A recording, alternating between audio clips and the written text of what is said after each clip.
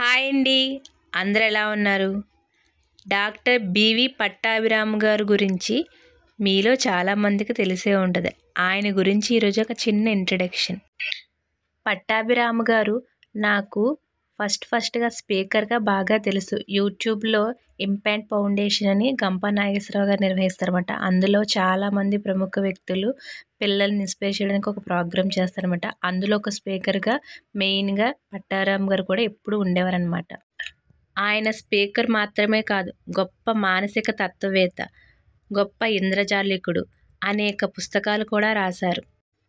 ఆయన ఫుడ్ కార్పొరేషన్లో మంచి జాబును వదిలేసి ఆయన మానసిక తత్వవేత్తగా, మంచి స్పీకర్గా పర్సనల్ డెవలప్మెంట్ క్లాసులు చెప్తూ చాలా గొప్ప స్థాయికి ఎదిగారు.